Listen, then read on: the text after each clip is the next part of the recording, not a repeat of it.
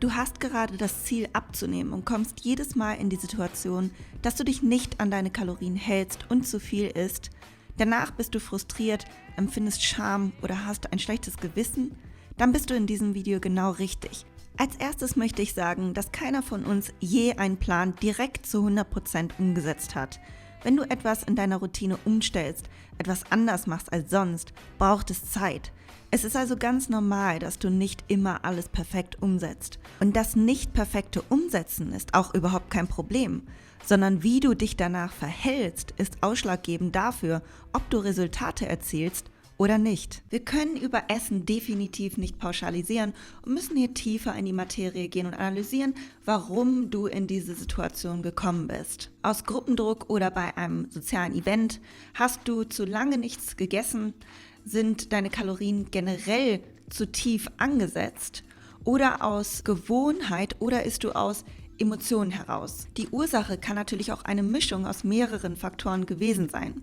Und was ich meine Kundinnen im nächsten Schritt immer frage ist, welches Ausmaß hat das zu viel gegessen angenommen? Somit kann ich differenzieren, ob das Ganze eher Richtung Binge-Eating geht oder eine weniger bedenkliche Situation war. Hast du mit Freunden zusammen gegessen und etwas mehr gegessen, ein Dessert, etwas gesnackt oder etwas im Restaurant bestellt, was letztlich dazu geführt hat, dass du über deiner geplanten Kalorienbilanz lagst?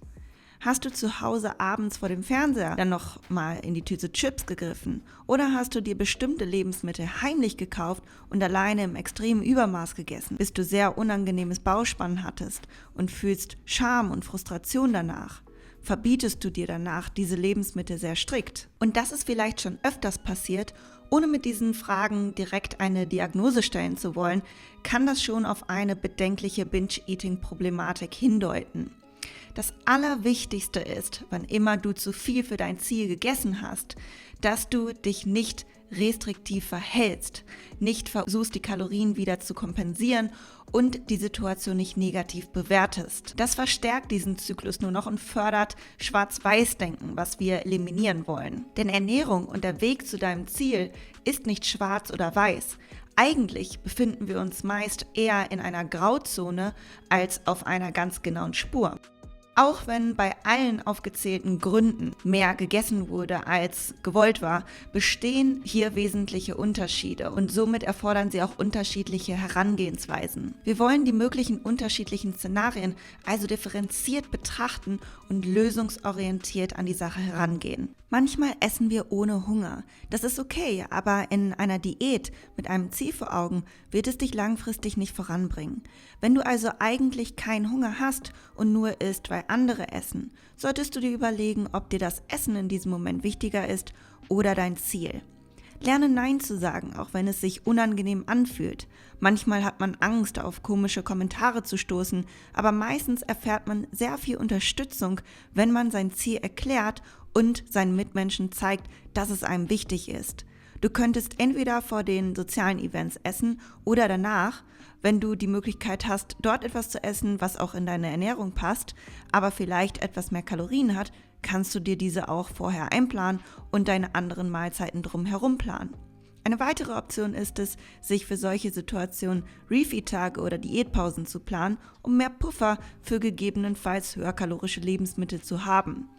Refeed-Tage und Diätpausen sind keine Cheat Days und erlauben dir deshalb weiterhin im Defizit zu bleiben und Erfolge zu erzielen. Denn Cheat Days sind unkontrollierte und maßlose hochkalorische Tage, die deinen kalorischen Wochenschnitt ruinieren können, während du bei geplanten Refeed-Tagen oder Diätpausen auf deinem aktuellen Erhaltungsbedarf gehst und somit Extreme vermeidest. Wenn du zu lange nichts isst, kann das zwar ab einem gewissen Punkt dazu führen, dass du keinen Hunger mehr hast, aber oftmals holt der Körper sich das, was er über den Tag nicht bekommen hat, sobald man anfängt zu essen, doppelt zurück. In dem Fall solltest du dein Mahlzeiten-Timing optimieren und immer Snacks dabei haben, die einfach mitzunehmen sind. Mach dir eine Liste für die Gerichte, die du in der Woche essen möchtest. Dann kaufst du ein und bereitest alles vor. Es muss auch gar nicht kompliziert sein und Snacks muss man meist nicht mal wirklich zubereiten.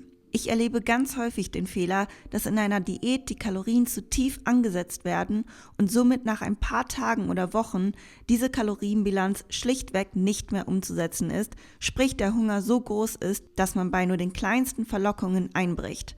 Wenn du also immer wieder 1 bis 2 Wochen auf Diät bist und dann aus der Routine fällst, solltest du das Defizit verringern und gegebenenfalls mit Refeed-Tagen und Diätpausen arbeiten. Wir alle sind Gewohnheitstiere und es ist nicht leicht, eine Gewohnheit zu ändern.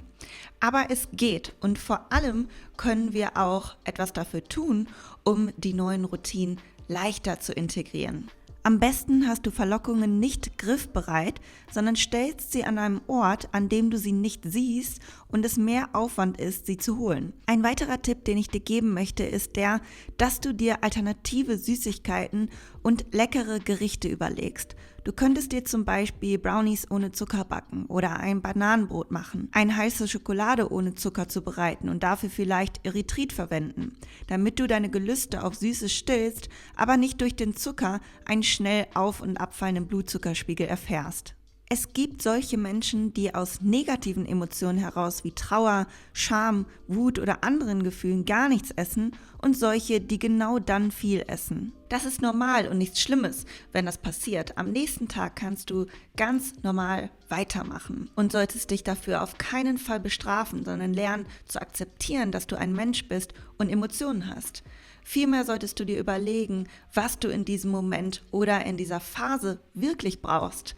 Was fehlt dir emotional und was außer Essen gibt dir das fehlende Gefühl, wonach du dich sehnst. Sollte es sich um eine längere emotionale Phase handeln, in der du dich befindest, solltest du auch nochmal überlegen, ob eine Diät gerade das Richtige ist. Wenn du extrem oft Essattacken hast, die wie zu Beginn bereits angesprochen dazu führen, dass du sehr unangenehm vollgegessen bist und ein spannendes Gefühl schon hast, wenn du Lebensmittel alleine einkaufst und es quasi heimlich machst, empfehle ich dir, kein kalorisches Defizit einzugehen, sondern komplett weg von jeglichen Kontrollmitteln zu gehen, sodass du keine Trigger hast, was deine Ernährung angeht und du damit dein Essverhalten wieder auf eine balancierte Ebene bringen kannst. Da das Ganze meist nicht nur mit einer Änderung des Verhaltens getan ist, sondern tiefere emotionale Gründe dahinter stecken, empfehle ich dir, einen Therapeuten aufzusuchen und gegebenenfalls eigenständig anzufangen mit Journaling oder zu meditieren. Letzteres ist natürlich für jeden hilfreich, aber gerade bei starker innerlicher Unruhe konnten damit schon sehr positive Erfolge erzielt werden. Ich hoffe, dass dir mein heutiges Video geholfen hat und lasse mich gerne in den Kommentaren wissen, ob du schon mal mehr als du geplant hast, gegessen hast und wie du damit umgegangen bist. Falls dir das Video geholfen hat, freue ich mich über ein Like und ein Abo für meinen Channel und teile dieses Video gerne mit deinen Freunden oder jemandem, dem es auch helfen könnte. Und dann sehen wir uns hoffentlich im nächsten Video wieder.